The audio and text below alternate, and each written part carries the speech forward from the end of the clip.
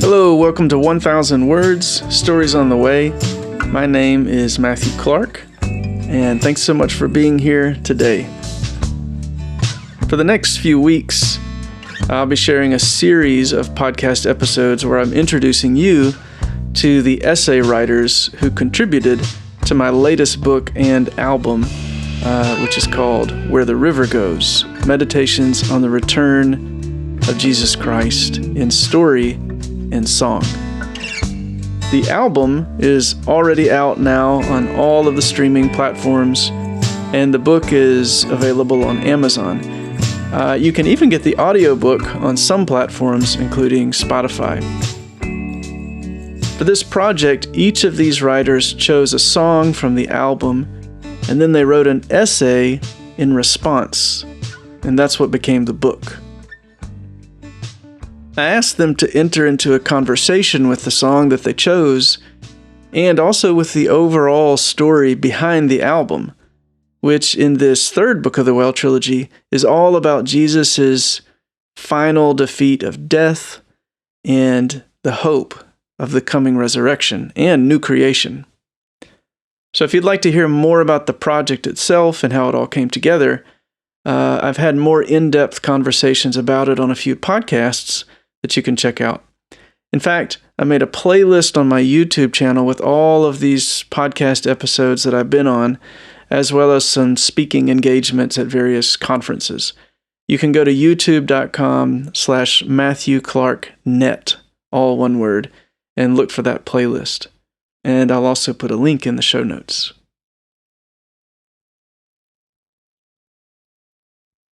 So this is week 2 of this series, and today's featured essayist for the Well trilogy is Rachel Mosley.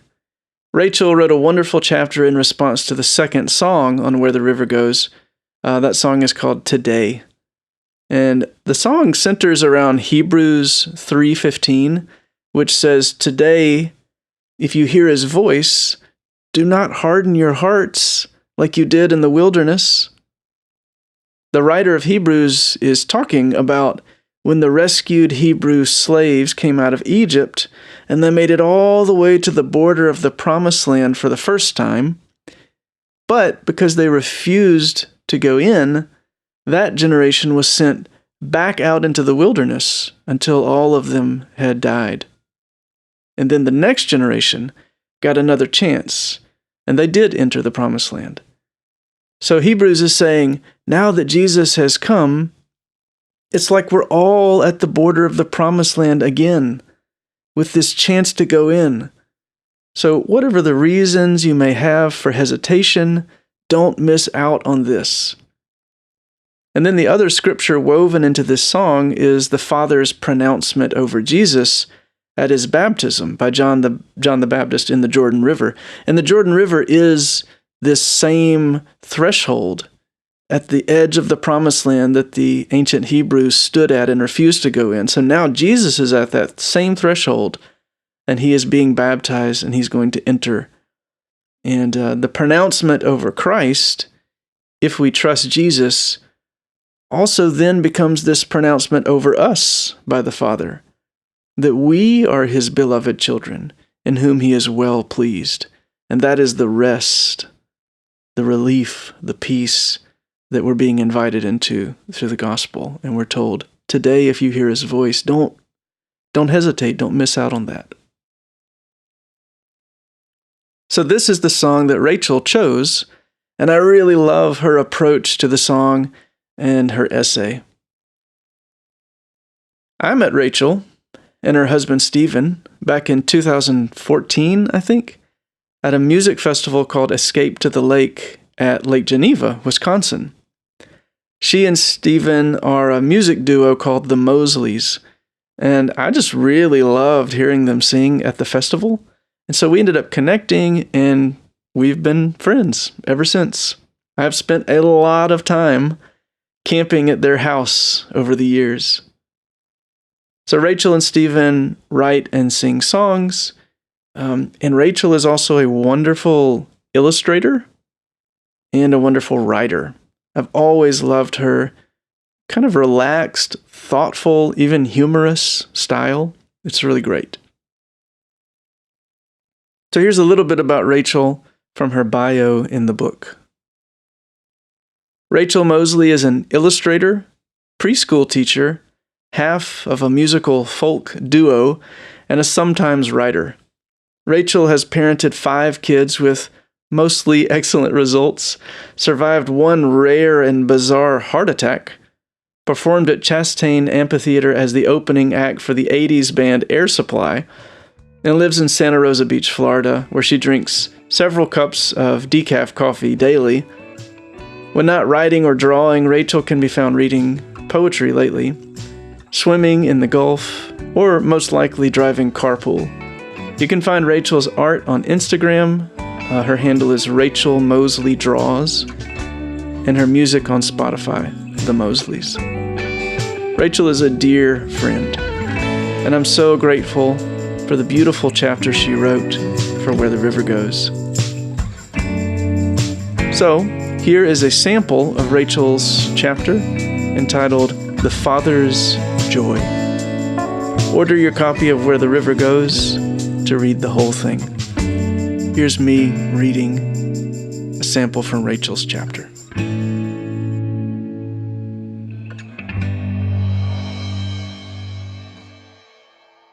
I have a new job this year.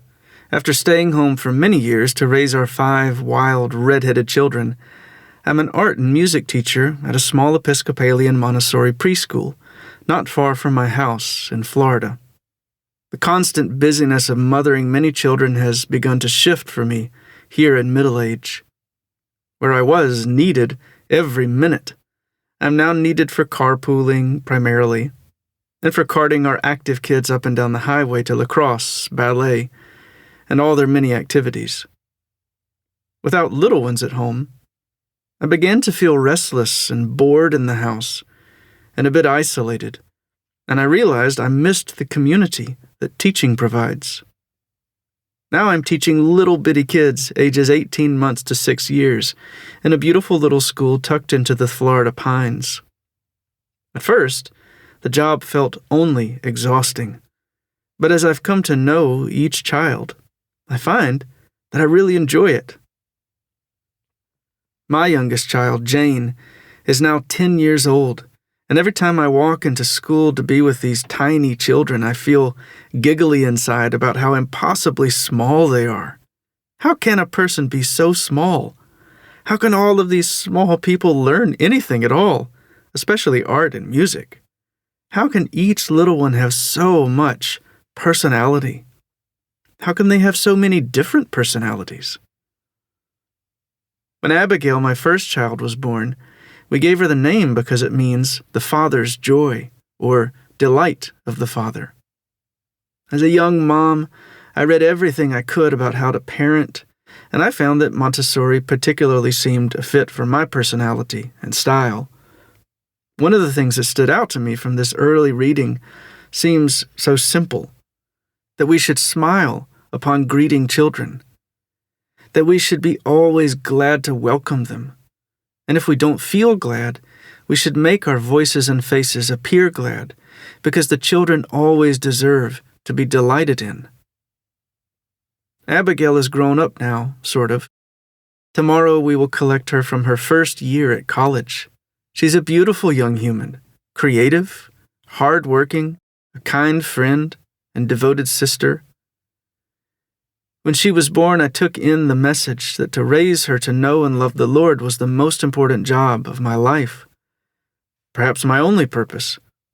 As she grew older, and particularly after a time of serious hurt from the church, she began to reject the things that we had tried to teach her and had longed for her to embrace. The pile of books I'd imagined reading with a daughter, Austen, James Herriot, went unread. Abigail was interested in fantasy and sci-fi. Where our friends' children seemed to gravitate towards church and piety, our child was uncomfortable in services from the start.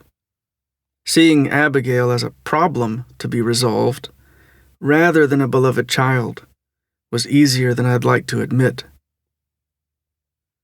We Catholics have what we call a Sunday obligation, a requirement to attend Sunday Mass unless you're sick or have had a new baby or another pretty solid reason.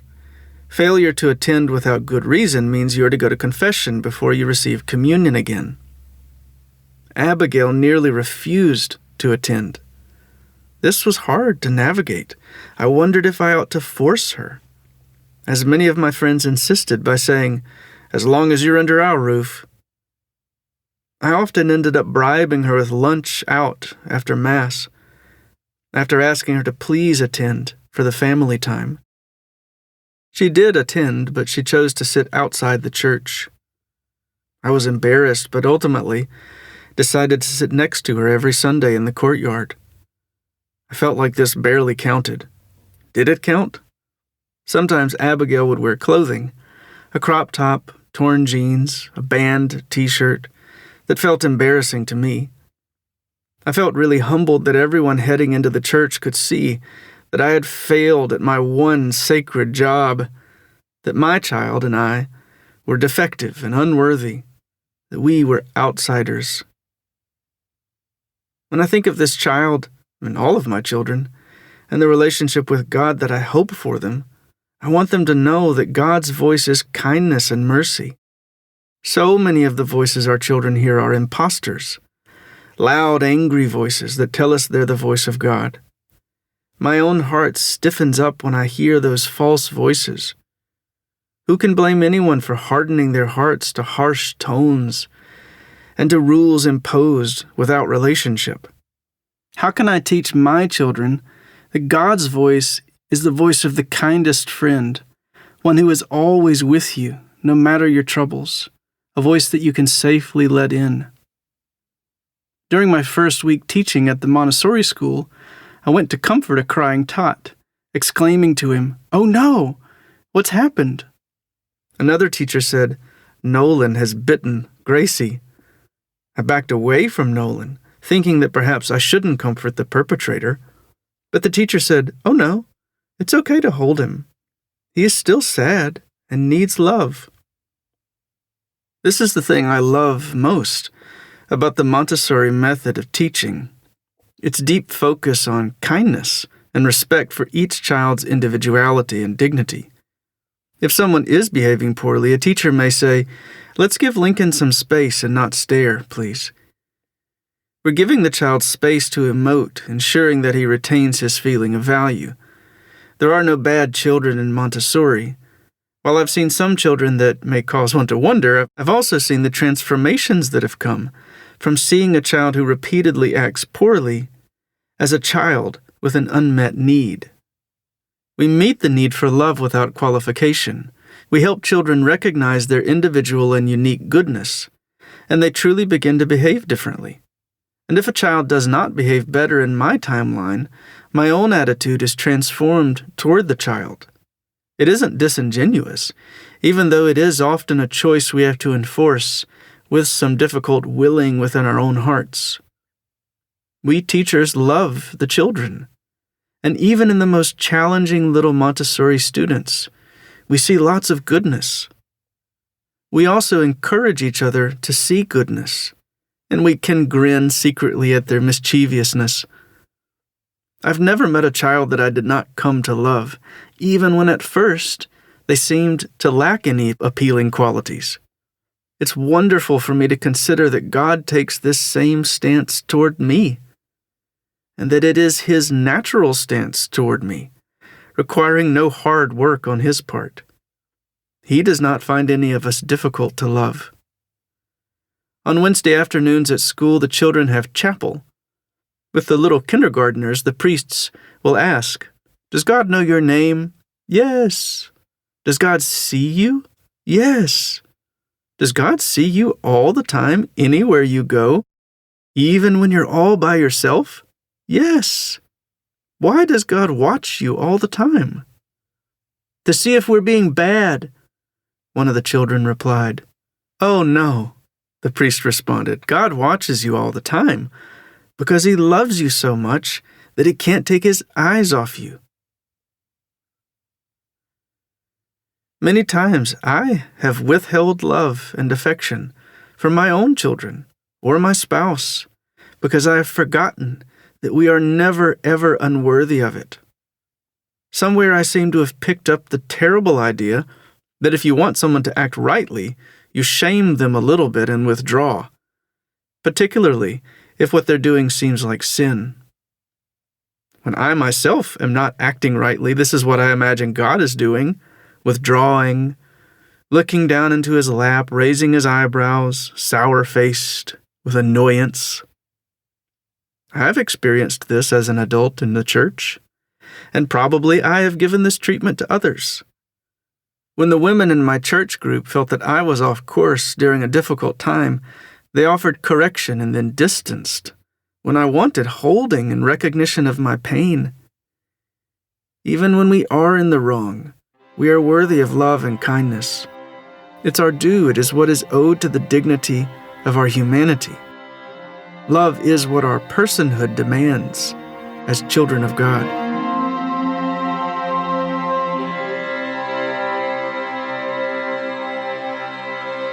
Okay, thank you, Rachel, for your essay. And here's the song that Rachel chose to write for From Where the River Goes. It's called Today. Oh God, who can survive in your presence? I saw the smoke fill the temple, angels of flame crying, holy, holy, holy. Mercy, how can my sins be forgiven? You and I both know I'm ruined, but I heard a voice from the clouds say, listen, listen. This is my son and the joy of my heart. He gives his life for the world. All who will call on his name shall be saved. Their every sin washed away. Look now, here is the lamb for the slaughter, bearing away at the altar all of our punishment emptied out for sinners. This is my son and the joy of my heart. He gives his life for the world. All who will call on his name shall be saved. Their every sin washed away.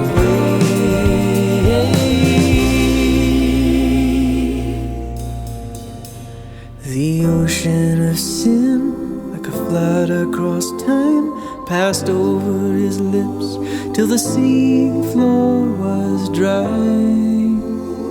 When Jesus became like a cup that was filled and drained to the dregs, so the sorrowing world could be healed. So today, if you hear him,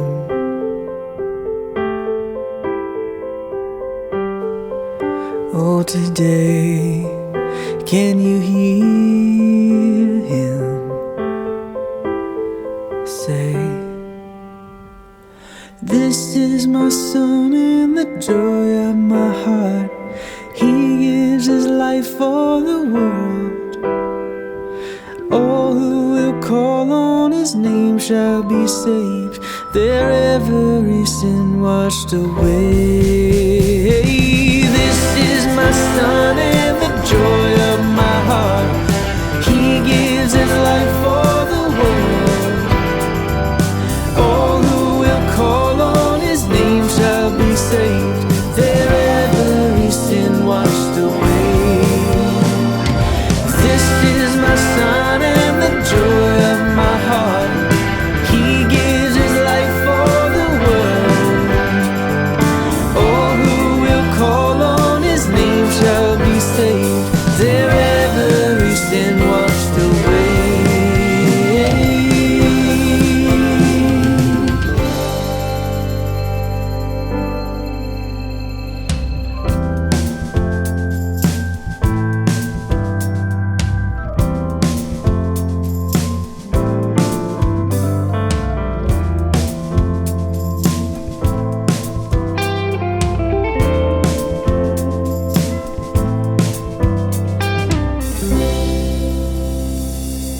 Okay, friends, if you haven't gotten your copy of the Well Trilogy, what are you waiting for? You can order them today from Amazon. Today! Order them. Don't harden your hearts. And check your favorite audiobook supplier as well if you'd like to listen to them on audiobook.